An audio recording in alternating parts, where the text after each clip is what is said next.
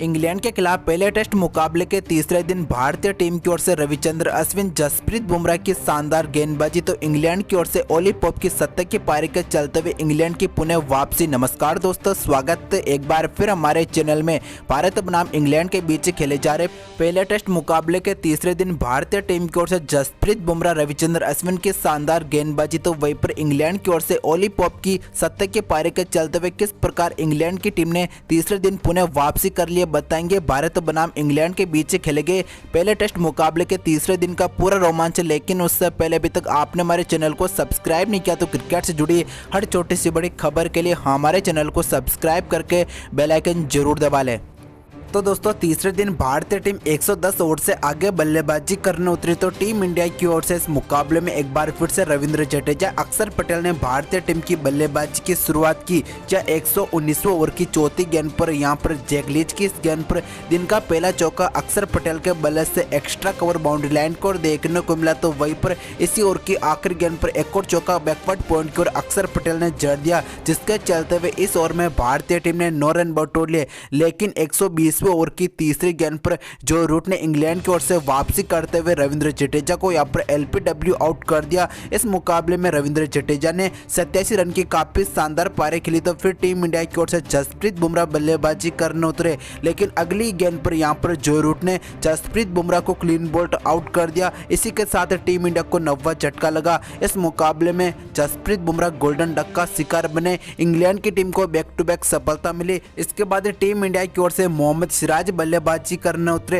121वें over की आखिरी गेंद पर यहां पर रेहान अहमद ने अक्षर पटेल को क्लीन बोल्ड आउट कर दिया। इसी के साथ टीम इंडिया का 10वां विकेट गिरा, जिसके चलते हुए इंग्लैंड के खिलाफ टीम इंडिया अपनी पहली पारी में 121 ओवर के दौरान 436 का स्कोर बनाने में कामयाब हो पाई। टीम इंडिया की ओर से इस मुकाबले में रविंद्र जडेजा के ऑलराउंड साथ ही यशस्वी जायसवाल की विस्फोटक बल्लेबाजी देखने को मिली। इस मुकाबले में सबसे ज्यादा रविंद्र जडेजा ने 87 रन की पारी खेली और 436 का स्कोर यहां पर इंग्लैंड की टीम के सामने खड़ा कर दिया। और इसी के साथ भारतीय टीम ने इंग्लैंड की पहली पारी से 190 रन की लीड ले ली।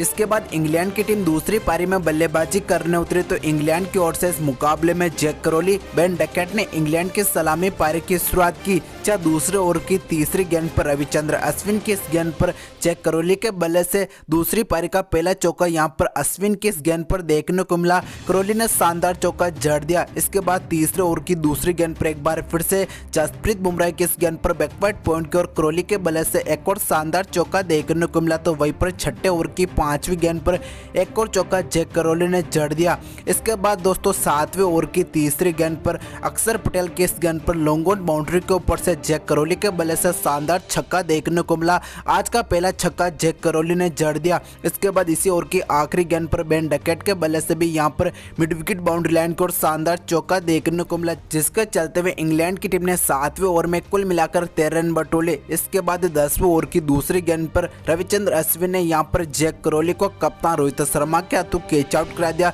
इसी के साथ टीम इंडिया को पहली सफलता मिली। इस मुकाबले में जैक करौली ने 33 गेंदों का सामना करते 31 रन की पारी खेली। तो फिर बल्लेबाजी करने उतरे ओली पोप। इसी बीच 11वें ओवर की दूसरी, इसी ओवर की 5वीं गेंद पर back to back cut to pace वाले शॉट यहां पर बेन डकैट के बल्ले से अक्षर पटेल की इन दो शानदार गेंदों पर देखने को मिले, जिसके चलते हुए 11वें ओवर में इंग्लैंड की टीम ने कुल मिलाकर 10 रन बटोले। इसके बाद 13वें ओवर की चौथी गेंद पर अक्षर पटेल के इस गेंद पर कवर पॉइंट को यहां पर ओली पोप के बल्ले से शानदार चौका देखने को मिला। तो वहीं पर 15 ओवर की दूसरी गेंद पर रविंद्र जडेजा की इस गेंद पर बाइक के तौर पर बेन डकैट ने 4 रन बटोले, जिसके चलते हुए 15वें ओवर में इंग्लैंड की टीम ने कुल मिलाकर 9 रन बटोले। साथ ही 15 ओवर के दौरान इंग्लैंड की टीम का स्कोर 1 विकेट के नुकसान पर 89 रन पहुंच चुका। इंग्लैंड की ओर से पहले सत्र में बेन डकैट की विस्फोटक बल्लेबाजी देखने को मिली। बेन डकैट ने पहले सत्र में टीम इंडिया के गेंदबाजों के सामने 38 रन बना लिए। यहां पर पहला सत्र इंग्लैंड की टीम अपने नाम करने में कामयाब हो पाई।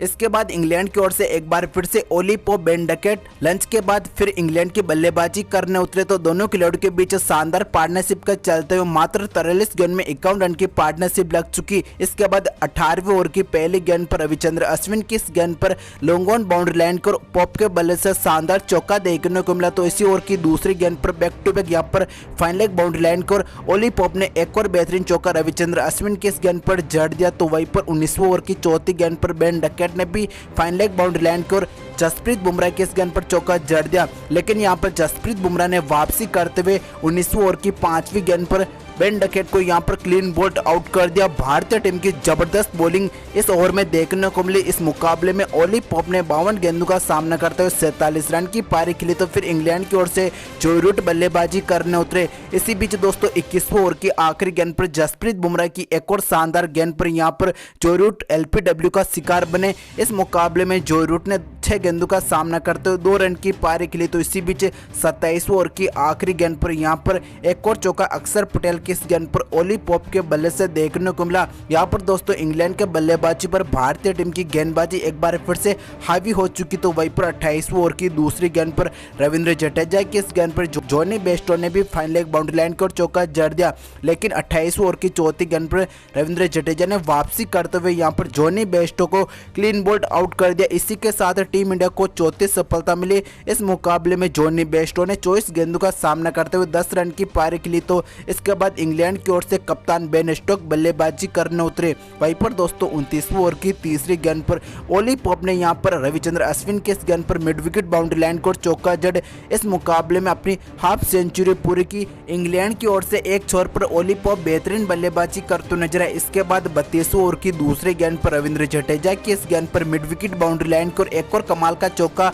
ओली पॉप के बल्ले से देखने को मिला। इसके बाद भारतीय टीम की शानदार गेंदबाजी फिर जारी हुई, जहां 37वें ओवर की 5वीं गेंद पर रविचंद्र अश्विन ने यहां पर बेन स्टोक्स को क्लीन बोल्ड आउट कर दिया। इसी के साथ टीम इंडिया को 5वीं सफलता मिली। रविचंद्र अश्विन बेन स्टोक्स को यहां पर टेस्ट में 12वीं बार आउट करने में कामयाब हो पाए। इस मुकाबले में बेन स्टोक्स ने 33 गेंदों का सामना करते हुए 6 रन की पारी खेली, तो फिर इंग्लैंड की ओर से बेन फॉक्स बल्लेबाजी करने उतरे। इसी के साथ इंग्लैंड की टीम ने 4 काल तक कुल मिलाकर 42 ओवर खेले। 42 ओवर के दौरान इंग्लैंड की टीम का स्कोर 5 विकेट के नुकसान पर 172 रन पहुंच चुका। यहां से भी इंग्लैंड की टीम भारतीय टीम की पहली पारी से 18 रन पीछे। दूसरे सत्र में भारतीय टीम की शानदार गेंदबाजी देखने को मिली, जहां जसप्रीत बुमराह को 2 सफलता मिली, तो वहीं पर रविचंद्र अश्विन रविंद्र जडेजा को इस मुकाबले में एक सफलता मिली। 4 काल तक इंग्लैंड की टीम का स्कोर 5 विकेट के नुकसान पर 172 रन पहुंचा। इसके बाद 43वें ओवर की आखिरी गेंद पर अक्षर पटेल की इस गेंद पर बेन फॉक्स ने यहां पर एक्स्ट्रा कवर बाउंड्री लाइन को शानदार चौका बटोर लिया, तो वहीं पर 44वें ओवर की दूसरी गेंद पर बेहतरीन चौका यहां पर ओली पॉप के बल्ले से देखने को मिला। इसके बाद अक्षर पटेल की एक और बेहतरीन गेंद पर यहां पर ओली पॉप ने बाई के तौर पर चौका बटोर लिया। इसके बाद 54वें ओवर की चौथी गेंद पर बेन फॉक्स के बल्ले से एक और कमाल का चौका यहां पर मिड विकेट बाउंड्री लाइन को देखने को मिला, जिसके चलते हुए यहां पर दोनों खिलाड़ियों के बीच छठे विकेट के लिए 50 रन की पार्टनरशिप भी लग चुकी। इसके बाद 56वें ओवर की तीसरी गेंद पर रविचंद्र अश्विन की इस गेंद पर एक और कमाल का चौका यहां पर ओली पॉप के बल्ले से देखने को मिला। ओली पॉप इंग्लैंड की ओर से काफी शानदार बल्लेबाजी करते नजर आए। ओली पॉप ने इसी बीच 61वें ओवर की दूसरी गेंद पर 3 रन लेकर इस मुकाबले में अपनी सेंचुरी पूरी की। गजब की पारी भारतीय गेंदबाजों के सामने ओली पॉप करते नजर आए। ओली पॉप की सेंचुरी के चलते हुए यहां पर इंग्लैंड की टीम इस मुकाबले में पूरी तरह वापसी कर चुकी है। वहीं पर दोस्तों इसके बाद 64वें ओवर की तीसरी गेंद पर अक्षर पटेल की इस गेंद पर मिड विकेट बाउंड्री लाइन को यहां पर कमाल का चौका ओली पॉप के बल्ले से देखने को मिला, तो वहीं पर इसी ओवर की 5वीं गेंद पर एक और चौका एक्स्ट्रा कवर बाउंड्री लाइन को यहां पर ओली पॉप ने जड़ दिया। इसी के साथ दोनों खिलाड़ियों के बीच 100 रन की पार्टनरशिप भी लग चुकी। इसी पार्टनरशिप के चलते हुए यहां पर ओली पॉप बेन फॉक्स ने इंग्लैंड की पारी को मजबूत स्थिति में पहुंचा दिया। इसके बाद 67वें ओवर की दूसरी गेंद पर स्कूप की बदौलत यहां पर बेन फॉक्स ने कमाल का चौका बटोर लिया। इसके बाद 67वें ओवर की आखिरी गेंद पर यहां पर अक्षर पटेल ने बेन फॉक्स को क्लीन बोल्ड आउट कर दिया। इसी के साथ टीम इंडिया को छठी सफलता मिली। इस मुकाबले में बेन फॉक्स ने 34 रन की पारी खेली, तो फिर बल्लेबाजी करने उतरे